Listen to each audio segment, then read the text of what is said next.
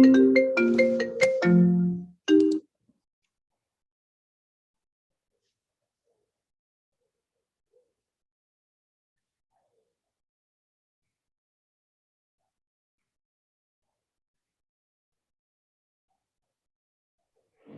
just going to wait a tiny bit longer for attendees to sign in.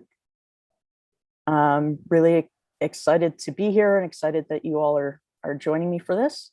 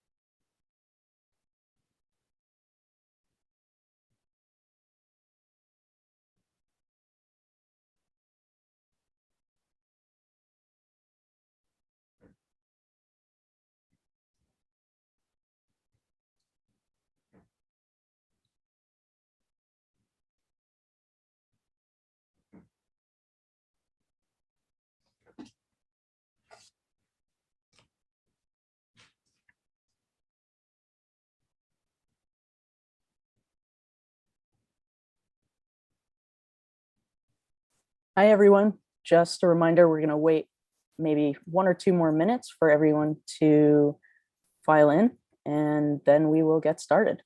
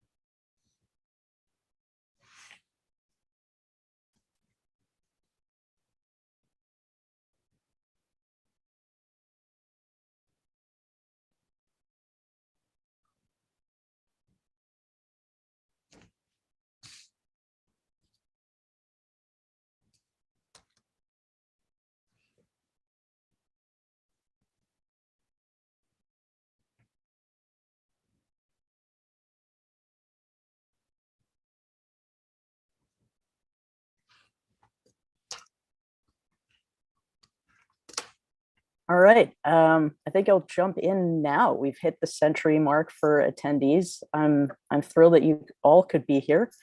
It is a pleasure to introduce you to the Center for Medicine, Holocaust, and Genocide Studies. I, as the director, and my amazing advisory committee, whom you will meet soon.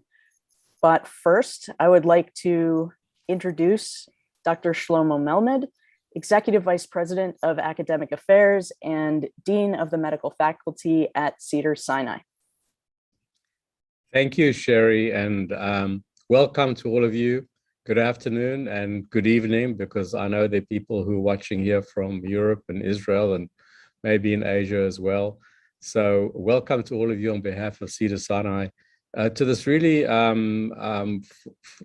without exaggeration, historic moment for our institution, in that for the very first time we are inaugurating a new program dedicated to scholarship, creative discovery, and in-depth elucidation of the intersection between medicine and genocide as exemplified by what occurred in the Holocaust. And we at Cedars-Sinai are particularly interested in this topic and are probably too late in starting this, and should have been started, as people have asked me, why didn't we start this program 10 or 20 or 30 years ago? And that is true. We should have. When you look around and see the results of polling, that most high school students and most college students in this country have never heard of Auschwitz, have never heard of the Holocaust, and certainly have never heard of the Nuremberg trial, which is the topic of our discussion today. And the Nuremberg trial had so many horrific medical participatory evidence brought forward that it's going to take scholars decades to unravel the massive information.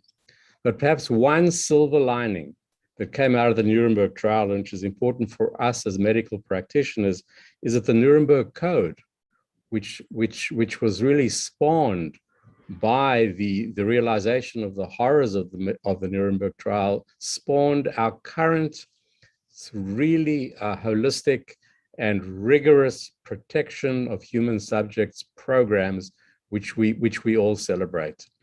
At Cedars-Sinai, we are proud that we were one of the first institutions, if not the first on the West Coast, to be fully accredited by AHRP, which is the Accredited Association for Research Protection of Human Subjects, some 15 years ago. And we are totally dedicated to protecting the rights and the dignity of all our patients and our clinical trial subjects, as we are for our animals. Another reason why it's important for us is that Cedars-Sinai, true to its values and its history and its legacy, was a haven for so many physicians and scientists who, before the Holocaust, during the Holocaust, and after the Holocaust, found their professional homes here at Cedars-Sinai and have contributed so much to medicine, both locally and globally, by their discoveries and their medical advances, which we were happy to promulgate with them. And I want to take this opportunity of thanking Sherry and congratulating her on her appointment on this inaugural symposium. For those of you who don't know, sorry, she is a true scholar. She has focused recently on understanding the very, very terrible dilemma, which she calls coercion and resistance, for Jewish physicians who were entrapped in the horror of medical experimentation during the Holocaust. And I urge all of you who are interested to read her writings on that. Sari has also achieved international acclaim for her scholarly work and has now recently been appointed by The Lancet to join their commission on medicine and the Holocaust.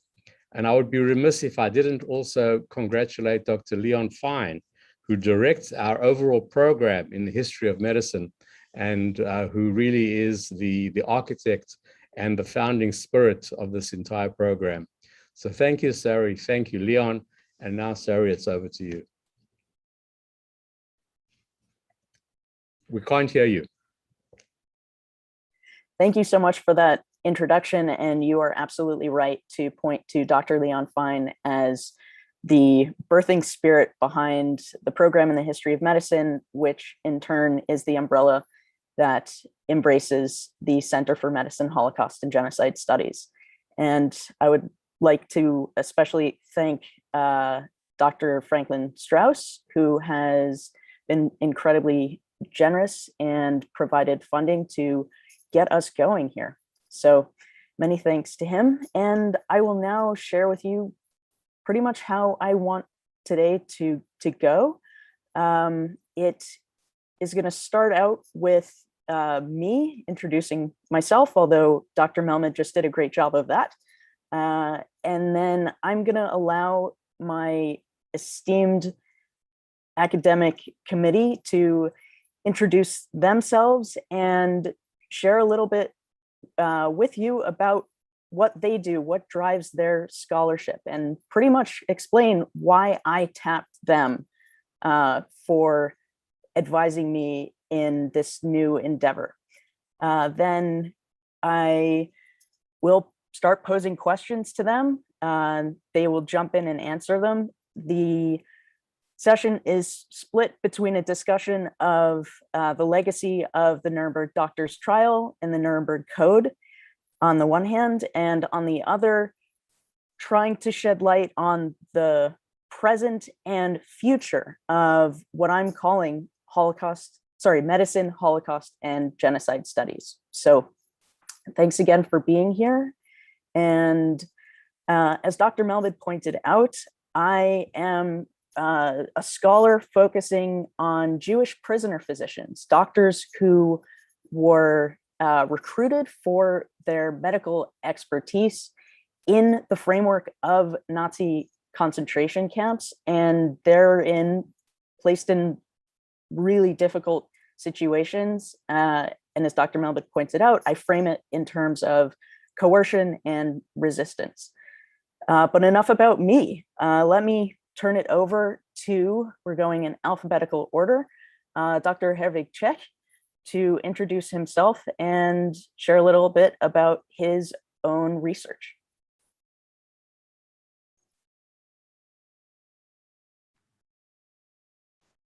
Yeah, thank you very much, Sari. Good afternoon to everyone. It's an honor and a pleasure to attend this important event today. My name is Herwig Czech, and I'm joining today here from my office at the Medical University of Vienna in Austria, where I hold the Chair of History of Medicine. And what qualifies me for this board, I have a little over 20 years of research experience in the field of contemporary history of medicine. And I've always maintained a strong focus, especially on the history of medicine during National Socialism, its origins in 20th century European history, and also its consequences that we can observe or analyze up to this day. And regarding my specific research interests, because I was also asked to lay this out a little bit, I would like to mention just 3 current projects or interests I'm pursuing. There's on the one hand the history of pediatrics and youth psychiatry, namely the role of Hans Asperger during the Nazi period, a topic that has also attracted me some troubles here in Austria and internationally, but which I think is important as really an example of the relevancy of this period in various specialties of medicine. I also work on history of medicine, namely the history of the Piankopf Atlas, often in cooperation with Sabine Hildebrandt, who's also here in attendance today. And lastly, my third point, with Paul Weinling and Volker Röhlke, the history of brain research and neuropathology, specifically at the Max Planck Society. And I think I've about used my 2 minutes. Thank you very much. Thank you, Herwig, pointing out that you are a lightning rod. All right, turning it over to Sabine Hildebrandt. Yes, I'm Sabine Hildebrandt. I'm an anatomy educator, employed through Boston Children's and working at Harvard Medical School. I'm sitting in the medical school in one of our anatomy rooms, and I just realized that these images from the 19th century anatomy at Harvard Medical School are maybe not suitable for all audience, so I will change my background after this. My interest in the history of anatomy in Nazi Germany came through my work in the anatomy dissection rooms, when I started asking about where the bodies come from and where the images come from. And that has led me to a systematic exploration of the topic which didn't exist at the time. There were individual studies, but they didn't exist in a systematic overview. I bring my insights from this history and from the ethical quandaries from that time into my anatomy education here at Harvard and elsewhere. that our students learn about this, and I'm always looking for ways to do this in new manner, and thus I'm absolutely thrilled about Sari's founding a whole new center on the topic. So I'm very much looking forward to that. Current projects that I'm working on are with Paul Weindling and Volker Rölke on the history of the Straßburg Reichsuniversität from 1941 to 44, where anatomy was a specific area that we need to explore. Other interests currently are the exploration of what to do with anatomical legacy collections and the application of the Vienna Protocol, a guideline that addresses what to do with possibly Jewish human remains from the Nazi period, also addressing questions of what to do with data that come from these human bodies. And that brings us to the Pernkopf Atlas that Havik already mentioned. And I will hand over to the next person, and I will change my background. Thank you, Sabina. Next up is Miriam Ofer. Still muted.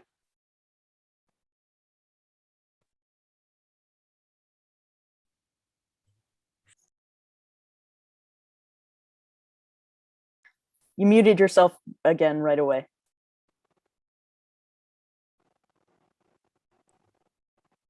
I hope now it's okay. So thank you, Sari, and all the group. It's really exciting moment. I think everyone who know you and see how you develop your research and your activity around it. It's amazing.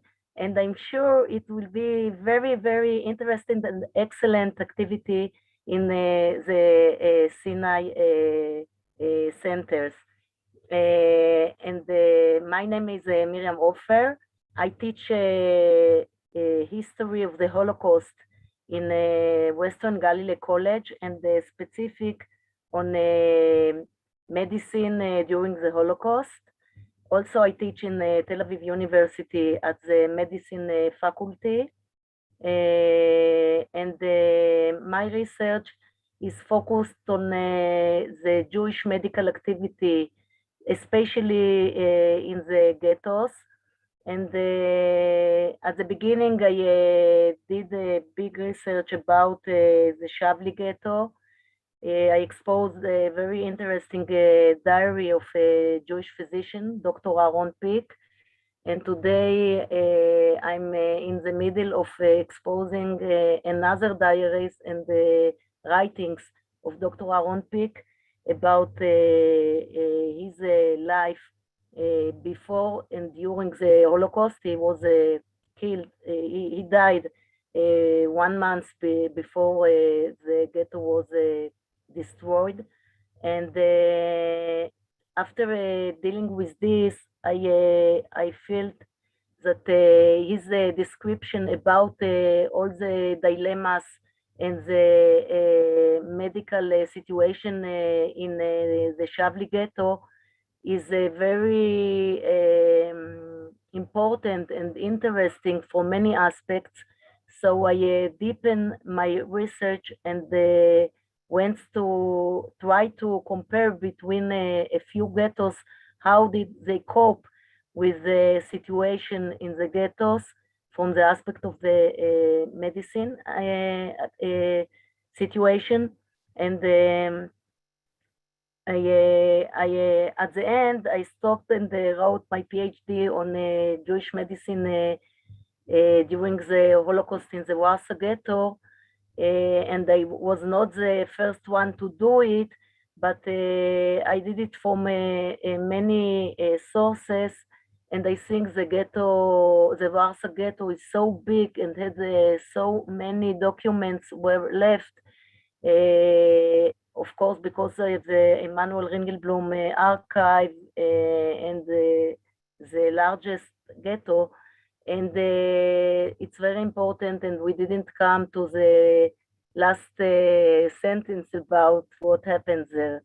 And today I'm doing also research about the Kalish Jewish Hospital during the Holocaust. And another important research about networks, Jewish medical networks during the Holocaust, and other issues which we didn't come to it till today. So thank you, Sari, for inviting me. It's really a great opportunity to be with you in this event. You're very welcome. Thank you for joining me. Turning it over to Volker Rölke. Yeah, good afternoon, and thank you very much, Sari. It is a great honor to participate in this wonderful and important project and in the special event today. My name is Volker Rölke. I'm a physician and for almost 30 years now, a full-time historian of medicine. I work at the Institute for the History of Medicine at Gießen University in Germany, close to Frankfurt. The origins of my motivation to work in medical history date back to my time as a medical student and a junior physician in neurology and psychiatry, when I became aware of the gap between what is written in textbooks and what is claimed in Sunday speeches, and on the other side, the experiences in everyday medical practice. In addition, I had the chance to observe that the practice of medicine differed considerably between otherwise quite similar countries, such as the United Kingdom, Switzerland, and Germany. I realized that these differences between textbooks and practice, or between different countries, may not be explained by the nature of the human body or the nature of pathological processes, but they may only be explained by institutional structures and decisions of individuals and social groups preceding such practices. That is, these differences may only be explained by history. My research interests are the history of the mutual relations between eugenics and medical genetics, the history and ethics of human subject research, and the history of the concept of the animal model of human diseases. Overarching all this is my interest in medicine during the Nazi period and the repercussions of this on post-war medicine and bioethics. My central assumption is that what we see in this time span during the Nazi period is not specific for this period, but rather an extreme manifestation of problematic potentials which are inherent in modern medicine in general. Thanks. Thank you. Next up, Zoe Samudzi. Or afternoon, sorry, everyone. It's been a long day already. I'm really grateful to be here. I'm a little bit nervous because I'm obviously the youngest by a number of years, but I'm very keen to work with Sari and to work with everyone, to learn from everyone even more than I already have in my work. I'm based in Missouri, and I'm a postdoctoral fellow at the Actions program at the University of California, San Francisco School of Nursing. And there my focus is kind of on the relationship between reproductive justice, transgender health, gender autonomy, and structural violence, so the productions of gender, the eugenic understandings of reproduction, of demographic change, and so on. I'm also a research associate at the new Center for Race, Class, and Gender at the University of Johannesburg. And my research interests are primarily in Southern Africa because the main thrust of my research is on German colonization and the genocide of the Ovaherero and Nama and San people in what is now Namibia.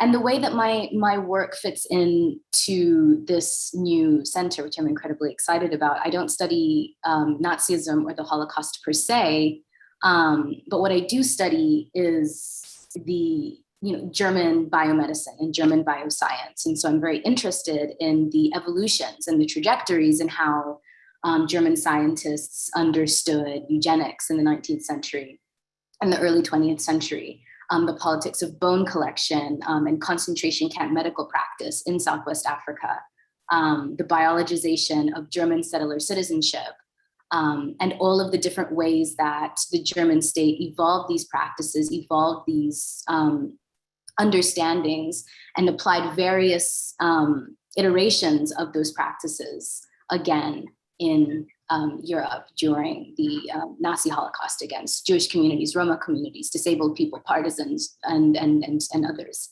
So I'm very interested in the kind of translational genocidal science, like if you can call it that, especially the continuity of figures, particularly Fischer, who was the head of the Kaiser Wilhelm Institute for anthropology. And so I'm very interested in the relationships between anti-Semitism and anti-Blackness, and all of these different ways that colonized and oppressed and eventually genocided peoples all are kind of relating to one another within this racist, genocidal scientific imaginary. So thank you.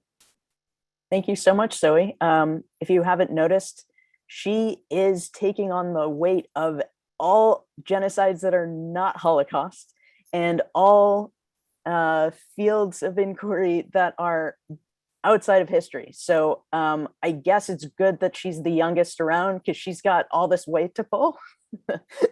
So thank you for stepping up and taking on that role and keeping us honest. All right. So last but certainly not least, Paul Weindling. I'm delighted to be here at this auspicious event. Just to say something firstly about myself, I'm, despite my German sounding name, I'm in fact I could characterize myself as second and third generation from a family of Holocaust survivors. My grandfather had survived imprisonment by the Gestapo in Berlin. I'm very much of a social and cultural historian with degrees from Oxford University, and in fact I'm speaking to you from Oxford today, London, and an honorary degree from the Swiss University of Fribourg. And my initial work was on social Darwinism and eugenics, and particularly on the impact of eugenics on a whole range of German subdisciplines of medicine, like venereology, pediatrics, for example. But after 20 years, I left Oxford University for Oxford Brookes, where I am today. And frankly, that was because my research was deemed too Jewish. I'd just written a book called Epidemics and Genocide in Eastern Europe, with a focus on delousing. And that obviously, this turn in my work was not welcomed in a very conservative university. And subsequently, I went on to work on the Nuremberg doctors' trial as a full-scale monograph and on Nazi experimental victims. I think most of my work today is on, I would say, is victim-centered. I've put together a database based on my, but not only my own research, but networking the research of others, but it is on 30,000 victims of Nazi coerced research. Then I also do other work on forced migration of health professionals, again, piecing together a database of some 6,000 persons. Another project is on 10,000 Vienna children registered for the Kindertransport in 1938 to 39, but mostly they were killed by the Nazis, the children. And so that, I think particularly victim-centered research is has been very much neglected from the point of view of a top-down work on health professionals and institutions. So thank you very much. Thank you. So now everyone has met my wonderful advisory committee. And since Paul identified himself as the author of a monograph on the Nuremberg doctors' trial, I think I'm going to start with him, asking him, what are your thoughts about the historical, medico-legal, medical ethical legacy of the trial itself, and perhaps also the Nuremberg Code that emerged from it. Okay. I threw you a curveball. No, I'll gladly plunge in. My approach to the doctor's trial has been contextual, and really the starting point is that of liberated concentration camp doctors who were reflecting on their experiences of what they'd been through, of how prisoners were treated as experimental animals, and pressed the Allies to mount prosecutions, and particularly prosecutions of medical perpetrators. So that I think it's important to see the doctor's trial not just as a legal event, and a lot of work has been just on the internal courtroom, how can I say, the prosecution discussions, but it is really a dual, it has a dual nature, the doctor's trial. Because on the one hand, it's a criminal prosecution, and we have among those prosecutors some really, some of the Nazis were leading criminals in terms of the instituting of the forced killing of psychiatric patients, for example. But it is also, there is an ethical discourse going on, and this ethical discourse actually preceded the medical trial. For example, there is an important ethical code in August 1946 at the Pasteur Institute, when the agenda for the need for a trial was taken up by the United States. That was that, and it was thought to be, by the organizer of the trial, Telford Taylor, this would be a clear-cut prosecution of the first of the American-sponsored trials. I mean, if we're dealing with the Nuremberg trials, there is the first inter-allied trial of the leading German politicians, the and Nazi high-ups, and this is the first of a series of 12 specialist trials. I think it's another important feature of the trial is that victims' evidence and the victim's voice was very prominent. Before the trial, they'd been broadcast by Telford Taylor to invite victims to come forward to give testimony. And these testimonies are a very strong aspect of the trial.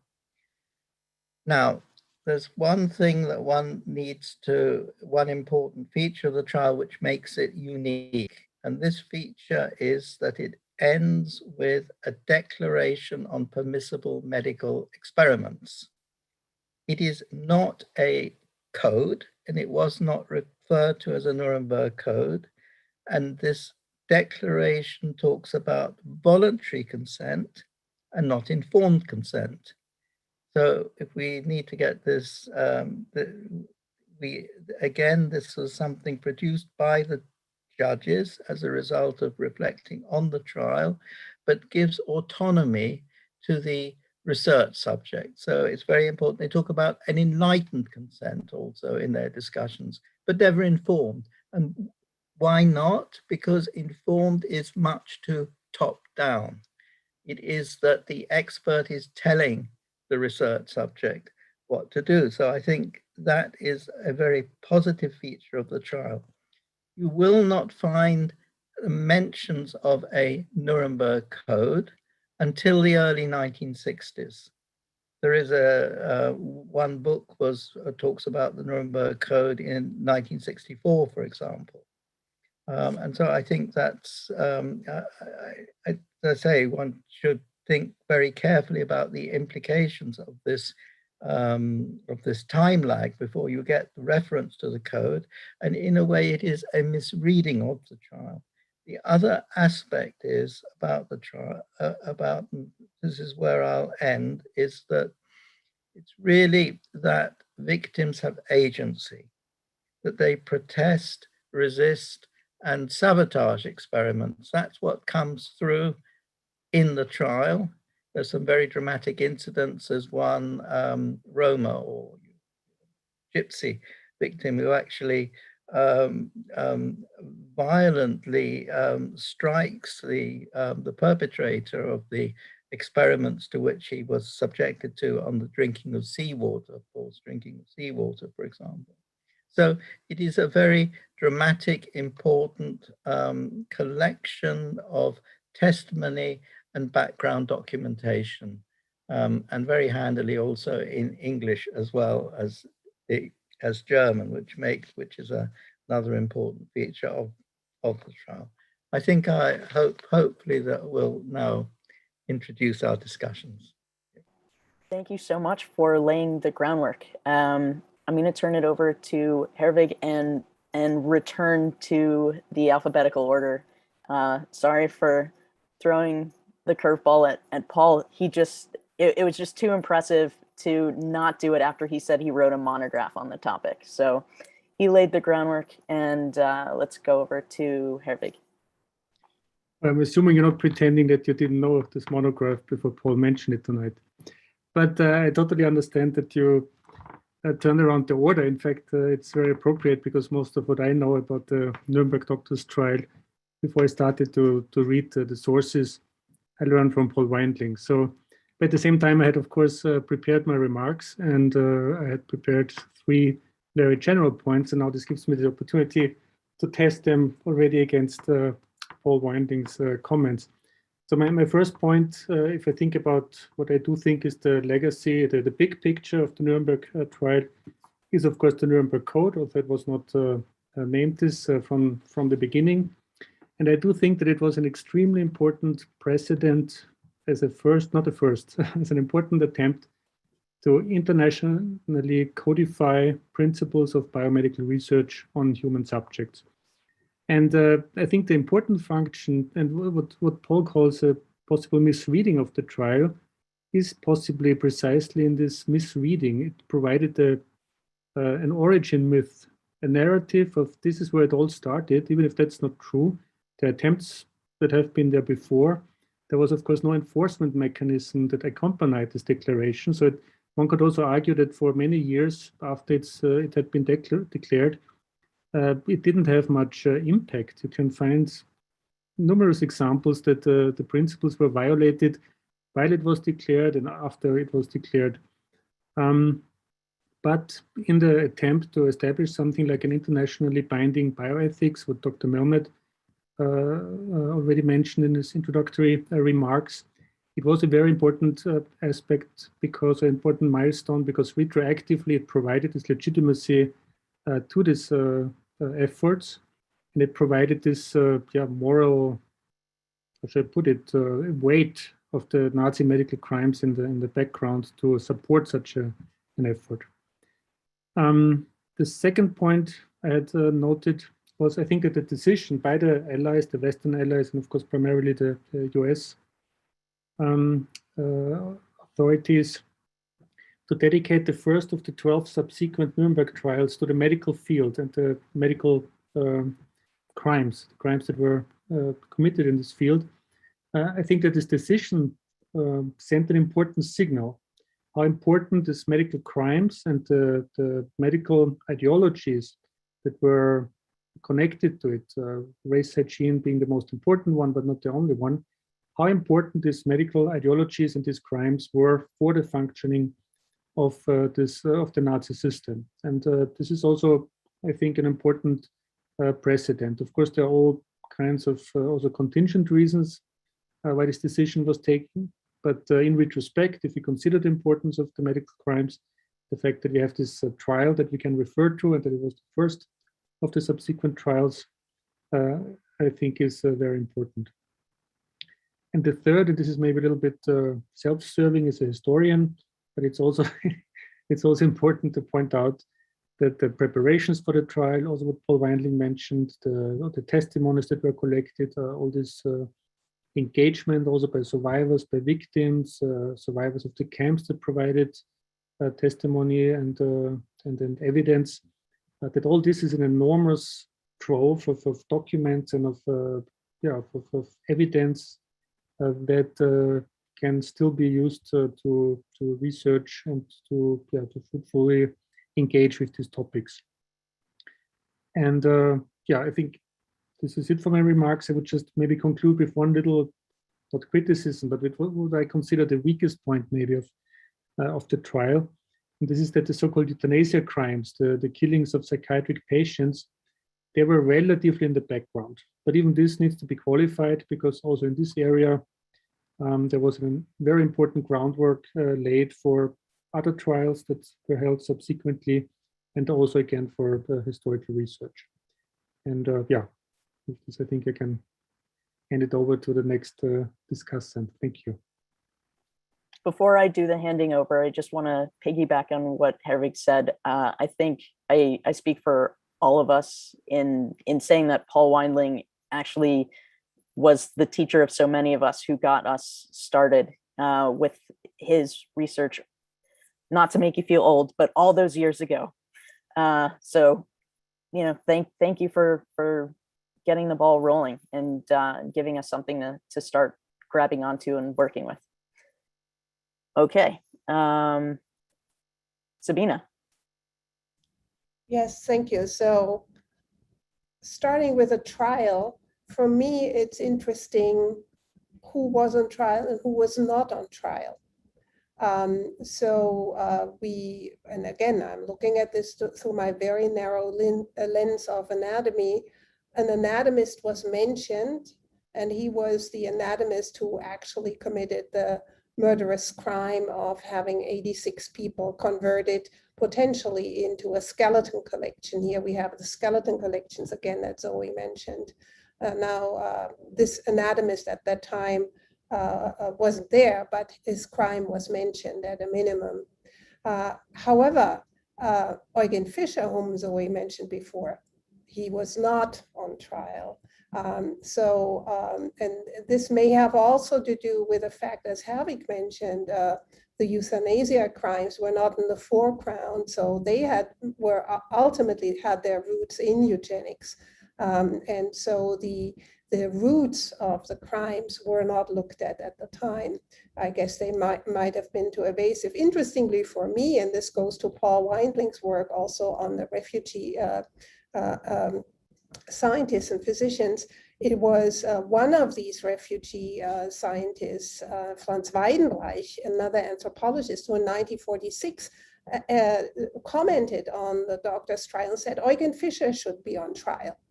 And he published that in the paper in the journal Science. As far as I know, there was never a comment on Weidenreich's comment. And Eugen Fischer never had any trial because at that time he was retired. So those are my thoughts on the Nuremberg trial. In terms of the Nuremberg code or declaration or guidelines that were developed, for me, again, in the foreground is the emphasis on, if not informed consent, voluntary consent and autonomy. These are aspects that certainly for me in my work are very important when it comes to anatomical body procurement nowadays with anatomical body donation programs. On the other hand, here in the United States, none of these bioethical standards apply to the dead human body and human remains or legacy collections. So that's a little bit different compared to some of the European countries, but that's something to think about and that many of my anatomy colleagues and I are trying to change. Thank you. Thank you. Miriam?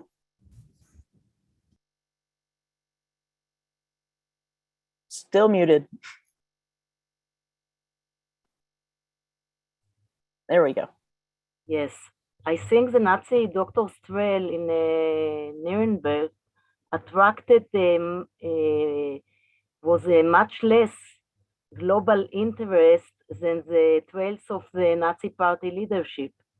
Besides, of course, yes, besides bringing a handful of physicians to justice, the practical outcome of the trial was the drafting of the Nuremberg Code. Yes, this code was the first internationally authorized document to set down rules for medical experiments on humans. Even though the wording has been changed since then, it has been a basic landmark in the discussion of the bioethical principles since then to the present day. In fact, the Nuremberg Code was an attempt to learn from the inhuman criminality of the Nazi experiments. The code is a kind of declaration of human rights. It is an essential binding convention. However, I allow myself to observe that a rereading of the Code's 10 main principles bring us back to the basic question of researching the history of medicine in the Holocaust. The Code presents a kind of 10 commandments of medical ethics which provide the basic human ethics. Its main principles, already clear in ancient culture, were included in some way in the Hippocratic Oath and in other texts. The fact that the clearest principles of universal humanistic thought had to be reworded in the second half of the 20th century, more than anything else, raises the most basic question on which so much ink has been spilled to date. How come physicians and the medical and scientist institutions trampled the most basic principles of humanistic medical ethics in such an extreme and sweeping manner? A look at the ethical dilemmas confronting the Jewish victims for my research in the ghettos shows the complexity of the bioethical issues facing the medical staff and leadership as persecuted victims. However, it also shows that the nature of the moral dilemmas and decisions facing these medical workers was greatly influenced by their medical ethical education. Moral considerations were expressed in extreme situations relating to both the perpetrators and the victims under the Nazi regime. It seems that a human ethical system led to medical ethical dilemmas and human decisions, and the racist ethical system led to cruel acts by physicians, even if it wore the cloak of pseudoscience. Thank you, Volker. Oh, and just quickly, I see that there was one question already came up. Just wanted to remind everyone that, or notify everyone that there will be some time for Q&A at the end. So feel free to get some questions typed into the Q&A box, and we'll try to get to everything.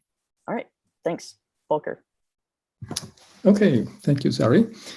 Well, after my colleagues have already mentioned so many important points, I have also to check that with my prepared remarks. Yes, but and see how much I have to contribute. In a nutshell, I see quite a number of important legacies, but I will select three legacies in three respects. First, regarding the victims of the atrocious medical practices. Second, regarding the perpetrators. And third, regarding medical ethics. We have heard that in some ways or another before. Let me explain this a bit. First, the trial was a public platform where surviving victims, in particular of forced experiments, had a chance to have their voices heard. Their powerful statements did not only illustrate their perceptions and their suffering, but it also documented their agency, as Paul Weindling has already mentioned, and their impact on the agenda and on the course of the trial. Very important legacy, I think. Second, the trial clearly showed that the physicians involved in the atrocious medical activities during the Nazi period were not, contrary to widespread stereotypes, they were not perverse, fringe or isolated figures in the medical community, or maybe fanatic psychopaths, but that a significant proportion of them, on the bench were high-rank medical academics, very well connected in the medical community and in part with an international reputation. In fact, 12 of the 20 medical defendants were faculty members of the medical schools of either Berlin, Vienna, or Munich University. This is highly irritating and raises many questions, since well into the Nazi period and even until the beginning of World War II, these institutions, the 3 medical faculties I mentioned, had been centers of medical and scientific excellence, and many young physicians from the US and elsewhere in the world had been proud to have spent a period of their academic training at one of these or other German medical schools. Third, a close look at the trial reveals very interesting and also irritating insights in what might be called medical ethics in action. How is medical ethics produced in a way? I think that's very interesting to see. And you can study that by looking at the trial proceedings. The trial clearly showed that until then, that is until 1946-47, there did not exist an explicit and internationally binding ethical and legal framework for human subject research. It also documented the trial that among the medical experts testifying during the trial, there was no consensus as to the exact content of such an ethical framework. This is very interesting and irritating again. Further, it became obvious that the representatives of organized medicine at the trial, for example, Andrew Ivy, a physiologist who was the delegate of the American Medical Association at the trial, that they had a twofold agenda regarding any ethical legal framework. Namely, such rules should protect the research subject, but in addition, they should also protect the possibilities of medical scientists to follow their research. In view of this, I see it as important to note that the Nuremberg Code was not formulated by physicians or medical associations, but by the court, that is, by lawyers who are external to medicine. I think this is a very, very interesting and important point. This twofold and in a way ambivalent agenda of medical representatives in view of research ethics also explains the long road between the Nuremberg medical trial, the Nuremberg Code, formulated in 1947, and the proclamation of the Declaration of Helsinki in 1964, 17 years later, which was the first document of the World Medical Association on human subject research. So the medical community needed 17 years after the Nuremberg Code, which was formulated by lawyers, to formulate its own document. And this only after very, very intensive and heated debates amongst those delegates in the WMA who negotiated this code. Well, I'll just leave it at that. Thank you. Thank you. Zoe, I'll turn it over to you, and looking forward to hearing a non-Third Reich specialist take on a subject that so much of us as Holocaust and Third Reich scholars deal with, but let's see what you have to say. I have a feeling it's going to be a really fascinating angle, but again, no pressure. Actually, I think what is the most, and we kind of talked about this over email a little bit, what I think is the most interesting legacy of the Nuremberg Code and of the Nuremberg trials in total is how they're actually misremembered, and how what is perceived to be the legacy is kind of exploited. When I think of the Nuremberg trials, right, we popularly are not thinking about like the totality of all of the trials. We're just thinking about the trials of the high-ranking Nazi officials. And so, in fact, the doctor trials are a part of what would be described collectively as like the subsequent trials. And that's kind of how I see the code positioned in our memory of the entire set of trials. Even though, as Herwig said, the doctor trials came first. what is so interesting is how the code has been evoked in the present with the COVID vaccines. And it's been very interesting to see how the code has been used by the anti-vaccine far right as this means of analogizing themselves as Jews in this way, as Jewish victims of some tyrannical medical establishment that is forcing them to take a vaccine. And it speaks to this lack of knowledge of the doctor trials and of medical experimentation, that we have this kind of broad understanding of what Nazi medicine and Nazi experimentation is. But I would assume that most people wouldn't know that, the real systematic killings of groups of people began with the involuntary euthanasia of people in medical facilities.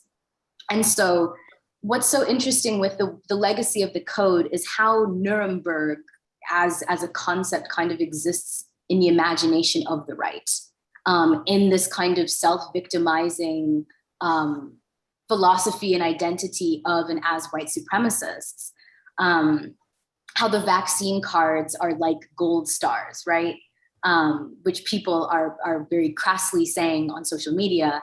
And the code is invoked in this claim that the vaccines are experimental. And because they're experimental, the publics don't know the ingredients, and so therefore are being subject to medical experimentation because they cannot properly consent to a medical procedure when they don't know what all of the conditions of the procedure are.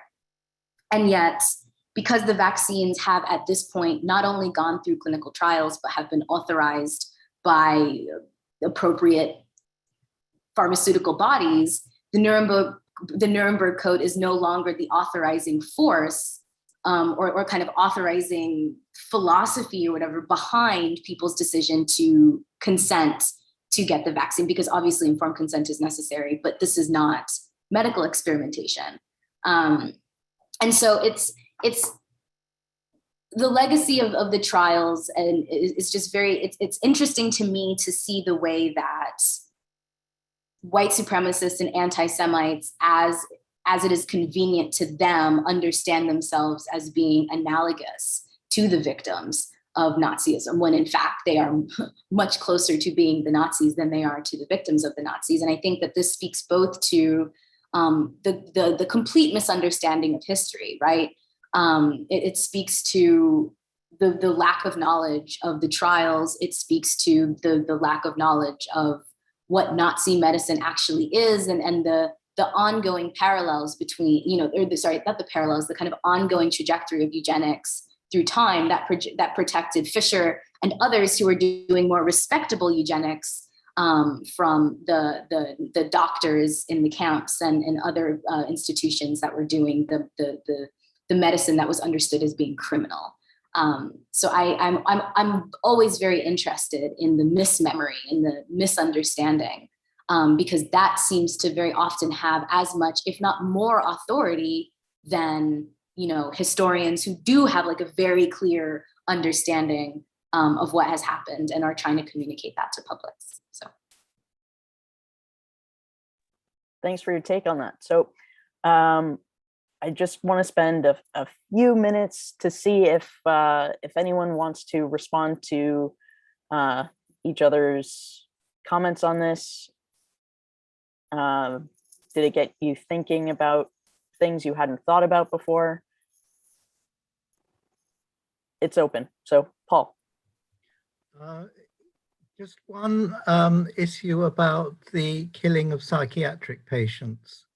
There were two major perpetrators on trial. There was Karl Brandt, who was Hitler's designate for responsibility for the T4 operations, and Victor Brack, who was a leading Nazi official in the Führer's chancellery. What held the prosecutors back was, can they prosecute crimes by Germans against Germans? So they had a very interesting tactic, and that was to prosecute the point that the euthanasia program attacked the prisoners in concentration camps. There was a program following T4 called 14F13. And that was when prisoners were selected from concentration camps. And it was that was the centerpiece of the prosecution. And it was, in fact, a very successful part of the trial, and is a part of the history of the killing of psychiatric patients, which is often overlooked and marginalized, but is in fact really important in the in the whole conduct of where the killing of psychiatric patients fuses with the Holocaust and fuses with other Nazi crimes. So not necessarily a weakness. And then there is important publicity, which is the work of Alexander Mitscherlich, a neurologist, and Alice Platen, who writes the first history of Nazi euthanasia, and both of them were medical observers at the trial. So it actually was important from that point of view. And although the full spectrum of perpetrators were not on trial, it attacked that, I think, full on. Thank you. Miriam? Yes. Just a few minutes? Yes, and then, 2 points. Two points. Go ahead. One, I want to remind that Julius Moses, Dr. Julius Moses, who was a Jewish physician in Berlin, was killed at the end in Theresienstadt, but he tried to contribute to this kind of rules, ethics rules for doing human experiments, and I think it's influenced very much about the Nuremberg Code. So I want to remind it. I don't know if everyone will agree with me, but I think it's important to mention it.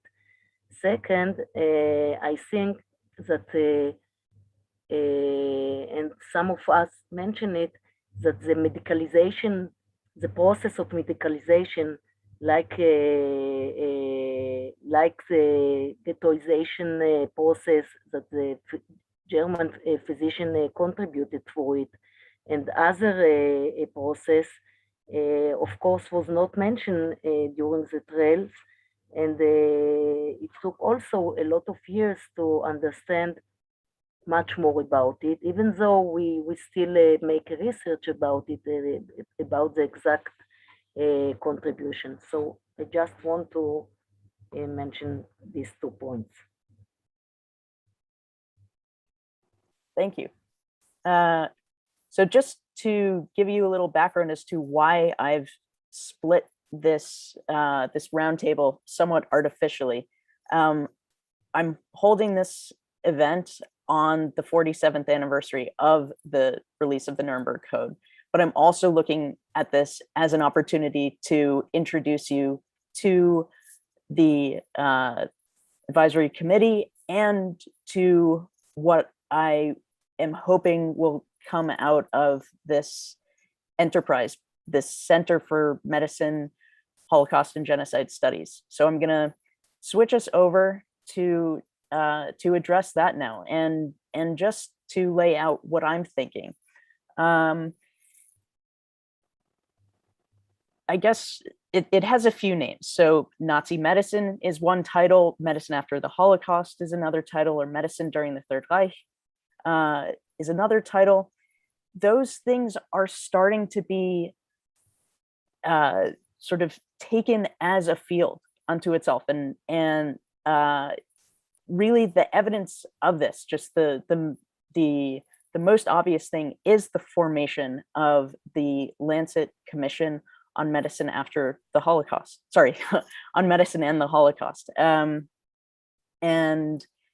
this is a prominent medical journal, I'm sure known to all of you, that has decided to embark on a process of collating the knowledge that we have as scholars and trying to see how we can mobilize that to educate medical professionals.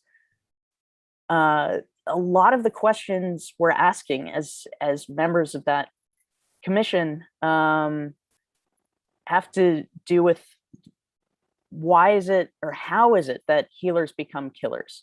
And I believe that Miriam and I coming from our own research on the Jewish physicians, we're asking questions like, how is it that these individuals had such resilience and were able to maintain the ability, the focus to treat people, even though they themselves were among the victim population?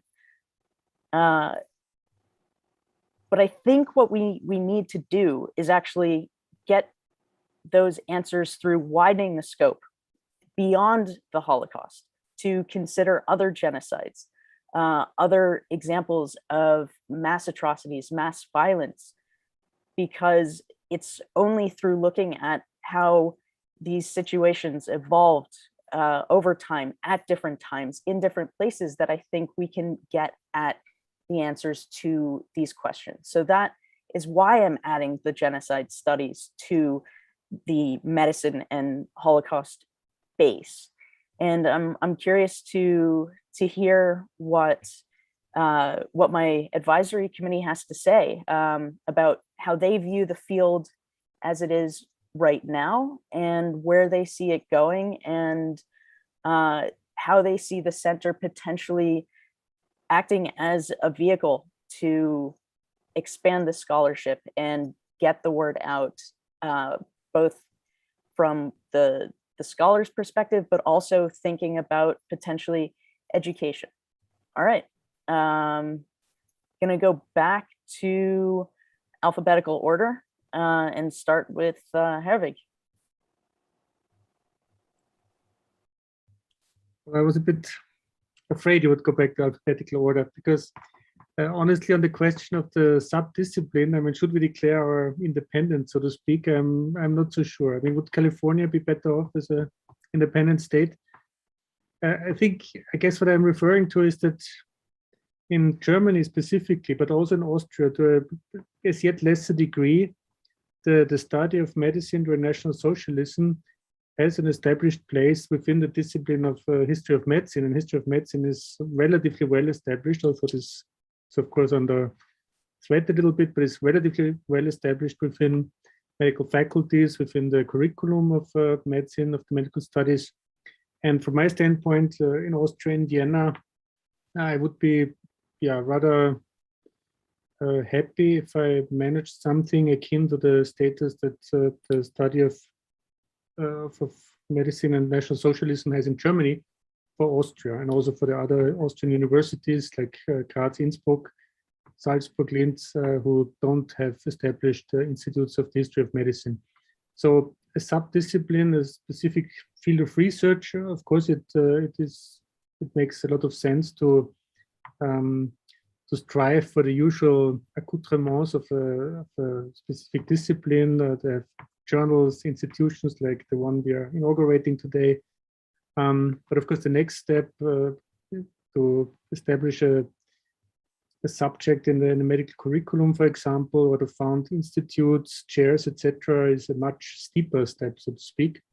And so if you ask me for a straight answer, I would say that the establishment within, or the position within the history of medicine, history and other disciplines, of course, is probably a better vantage point to also to reach people, of course, and to reach an audience and to speak into different directions, actually, because the history of medicine has always been, German-speaking countries at least, somehow squeezed between medicine and history, but also it's also a position of privilege to be able to, to speak to two sides and to also draw from two sides, at least two sides.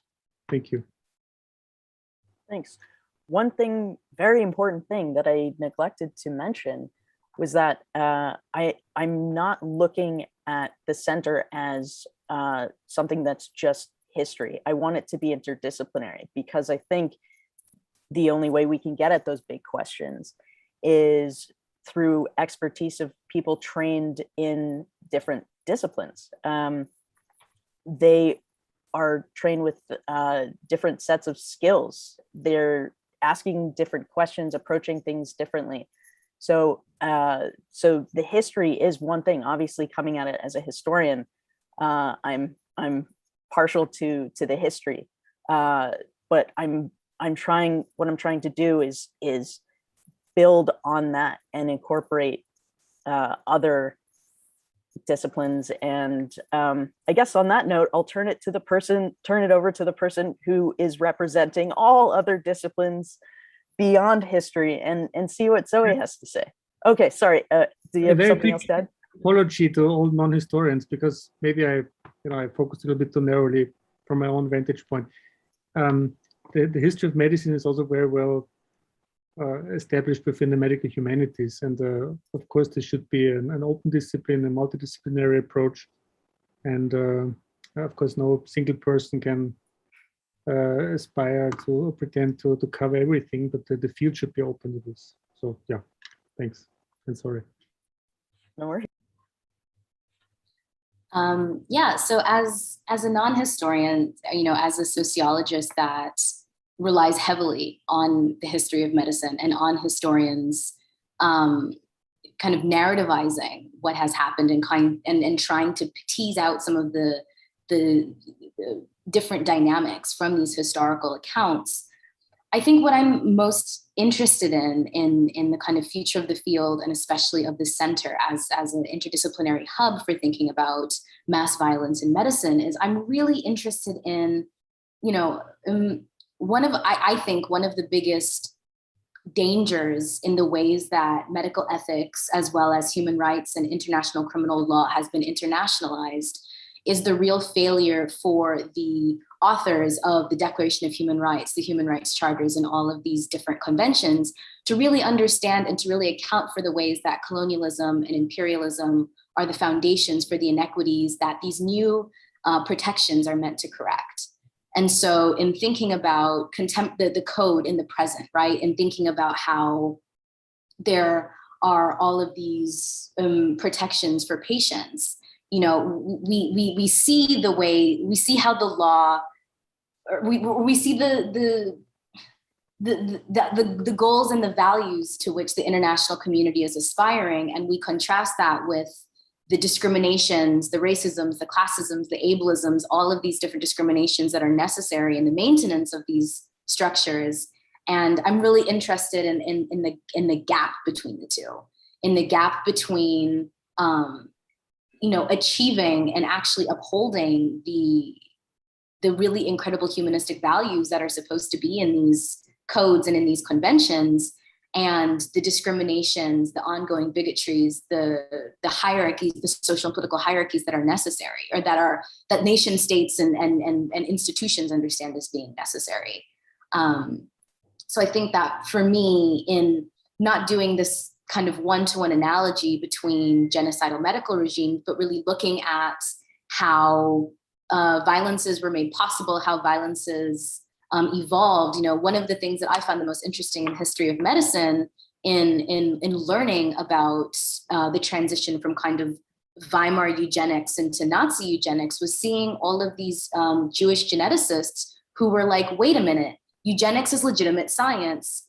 Look at what you've done to it. And thinking about the kind of ethnic and racial and other politics that go into the kind of larger matrix and the larger schema of how medicine is practiced within this like unequal society. I think that was a little bit jumbled, but I'm really interested in just these really international, like fundamental structures of violence that are kind of common across all of these geographies, and how they manifest in specific violent ways against specific communities in specific places and specific times, and how we can kind of look across these spaces and times and communities to the common harms that we can look to eradicating and alleviating for better practice in the present. Thank you, Zoe, for laying out some of the big things we're hoping to tackle here in the years to come, hopefully in events that you will all attend. Anyone else want to weigh in on this before we turn it over to Q&A?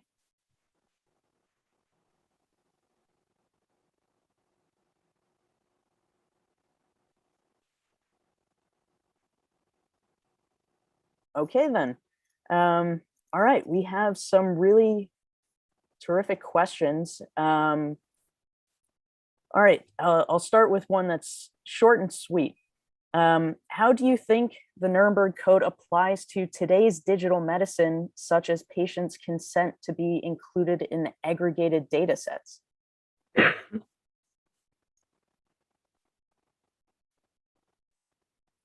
So, not dealing with ethicists right now, but how can the historians, the medical sociologists here, sort of tackle something from bringing something from the past to the present day? Do we think it applies or not?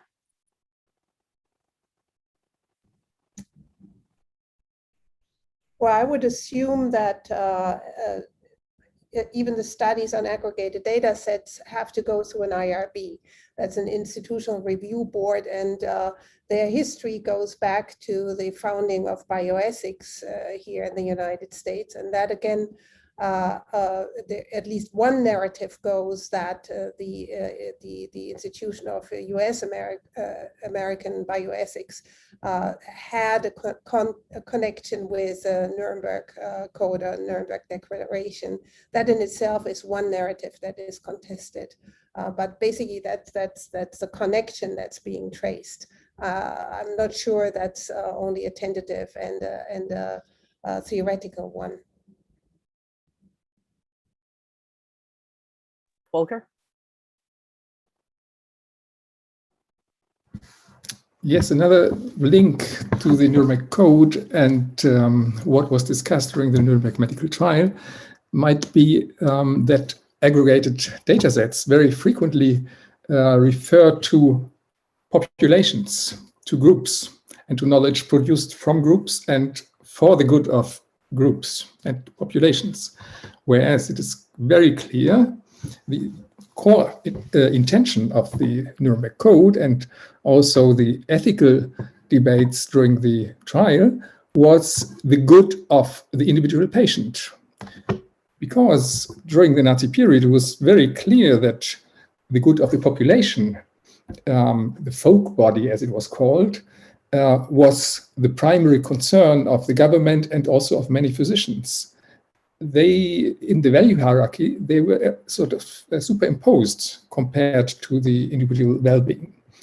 And to counteract this kind of value hierarchy, the debates, and in particular also the Nuremberg Code, very, very clearly stated that the individual is at the core of medical ethics. And I think aggregated data sets have sort of the tendency to sort of to aggregate data according to certain populations and to look what is good for these populations. And they also are drawn from data by populations where people are homogenized. So I think there's an interesting tension between the two. And the Nuremberg Code is really a reminder to look for individual well-being, the health, and the rights and the autonomy of the individual person and patient. Thanks for bringing that out. Let's see. Is there any documentation of how German physicians treated Jewish patients before the Holocaust? Black people in the US were dehumanized during slavery, but even now they are undertreated for pain and their communications with their doctors seem to be undervalued. This contributes to a higher infant mortality and more pregnancy and postpartum complications for women. We recently had a tragic case of neglect of a Black woman physician who was sick with COVID. What can we learn from the mental state of Holocaust era physicians about how to train physicians here to listen to and value the voices of minority patients?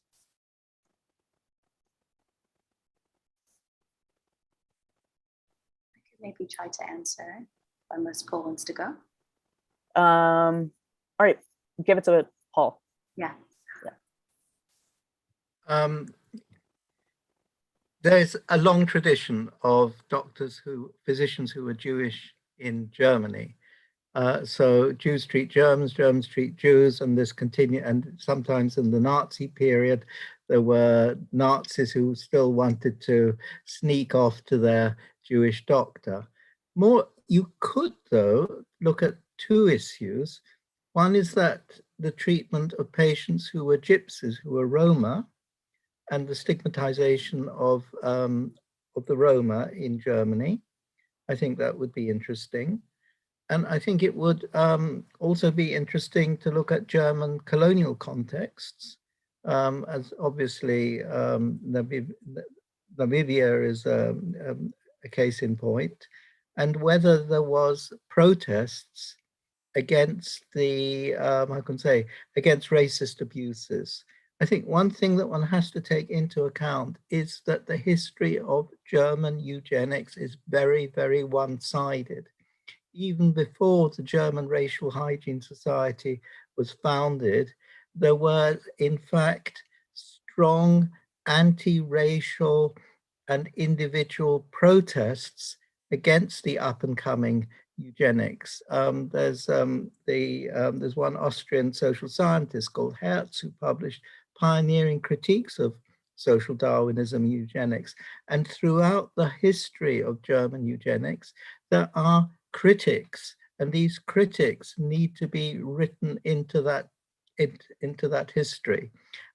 Hugo Iltis, for example, yes, a moderate Czech eugenicist, but he wanted Eugen Fischer brought to trial. He was tough on that, not just there are German critics as well. I'd like to raise an issue of presentism, because although we want relevance, I think there is also a problem, particularly in Germany, where presentism blocks and restricts victim studies. You get these ideas of privacy and the need for permission in order to reconstruct victim life histories. That's been used, for example, and there's been widespread in the history of the victims of Nazi euthanasia, so that you need survivors from a family in order to write the victim's history. But if you kill the totality of for example, the Jews, and the person's identity, according to these ethical views, cannot be written. Now, I have a strong reservation regarding the Lancet Commission and the way the Lancet Commission hasn't picked up on these issues of how these libertarian principles actually is blocking the recognition of victims in the past. I'm proudly independent and autonomous from this point of view, and not a member of this, I can say, the Lancet Mafia. Thank you. Zoe, did you want to tackle that one? I just did quickly want to add that, you know, I'm not so sure about the specific documentation of German physicians treating Jewish patients prior to the Holocaust, but I do want to say that, you know, when we're looking at Black people and medical treatment in the United States, that like part of medical education is literally people being taught that Black people have higher thresholds to pain. There is a constant circulation of these eugenic and anatomical beliefs about what Black people can endure. People who believe that, you know, that folks who are in pain and are approaching medical providers are drug seekers, and so they're not given pain medication in emergency settings or in chronic illness settings. And so I also do have feelings about presentism. I do have kind of feelings about these one-to-one analogies that get drawn, because I think the structuring of racialization of Jewish people in Germany is very different from Black people in the United States. And so there's not a really clean analogy that can be drawn in terms of having an understanding of discriminatory medical practice. I think that this part of it is a big issue of like the real enduringness of anti-Blackness in the United States, and like the ways that Black people's bodies are understood to function differently from other people's bodies. Thanks. Volker, if you can add something quickly, because I want to get to one more question. Yes, just one or two very, very short comments to the last remarks of Paul Weindling. First, the remarks concerning the legal rules protecting individual data and restricting research. I think that's a situation which is correctly described, but it's a situation reflecting 10 years ago, or the situation which was, it's quite some years ago, and recent research has not been restricted in that way as Paul has suggested. And the other point, referring to the Lancet Commission, the Lancet Commission was only established in the spring of this year and is only working for a few months now. And it's perhaps too early to expect that the Lancet Commission presents results or makes political interventions and so on. We'll see what it will do. Yes, thank you. All right, I'm just gonna try to get to one more question in a couple minutes before I wrap everything up. All right, so Can I make it very fast? Okay. Also to Paul Weindling and the problem of privacy. I mean, I would like really to support his point here, because the protection of privacy rights for a very long time in Germany and Austria, and everyone who has been researching these issues in archives has been confronted with this many times, has been used to protect the perpetrators. This is, on the one hand, of course, a problem of researching victim histories, but it's also a problem of researching perpetrators. And it's to this day a problem. In public archives, it's much easier now, but to get access to private archives, this is still used as an argument to keep researchers at bay. And therefore, I can only say I'm a very strong supporter of free access for researchers and, of course, free publication of the information that we find. Thank you. All right, so to the last one. Someone writes, reflecting on Sari's point about interdisciplinarity and thinking with Zoe's reminder of the urgency of these questions of medical eugenics in the context of the pandemic, I would be so interested in hearing what, well, this person's asking for all the panelists, but let's just go for one or two, what the panelists think about the urgency of these questions at this colonial historical moment, of these intersections of anti-Semitism and anti-Blackness as they play out in the broader medical moment and biological legal interface of the pandemic.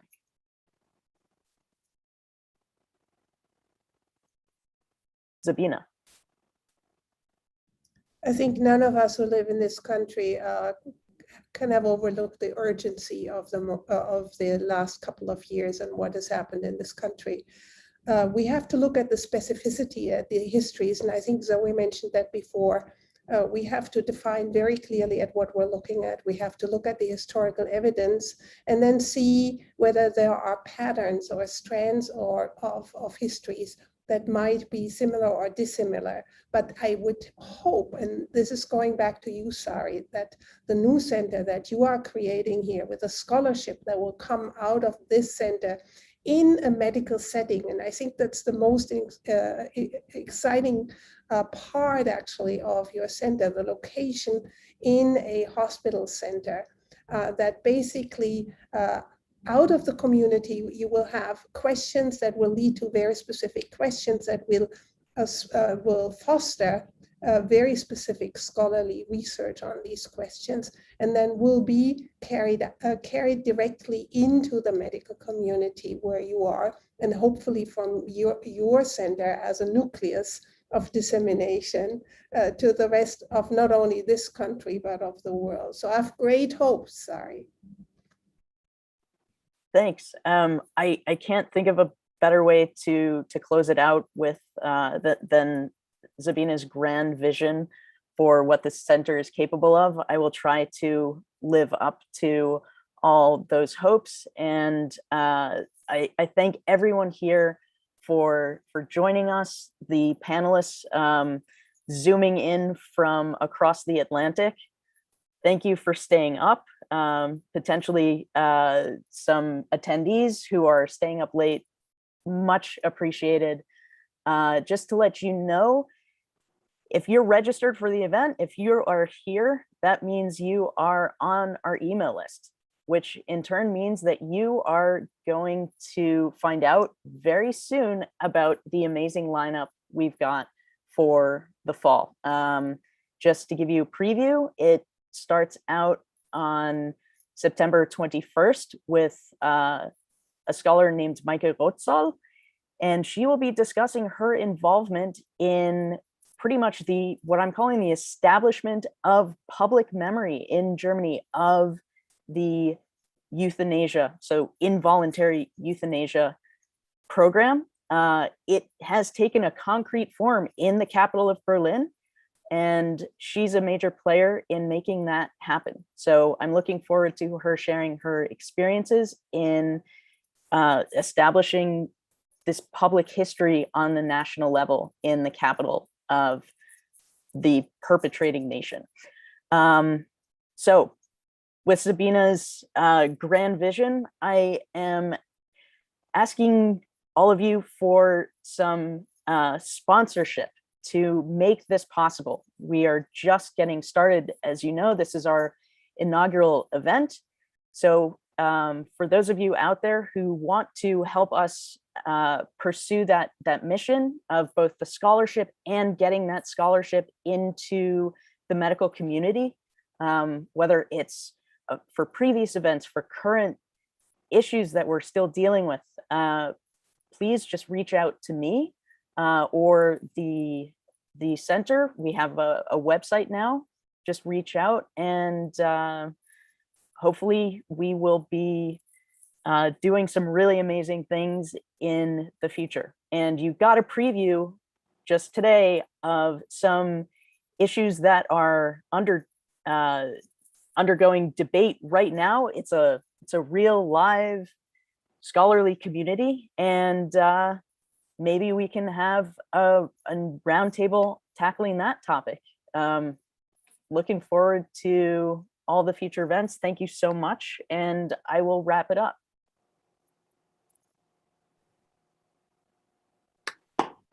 Bye-bye.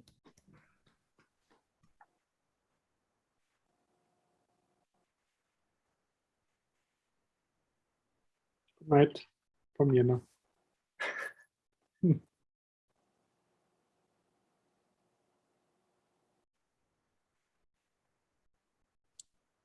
Thank you, Sari. It was terrific. Thank you to our speakers. Really great. Thank you.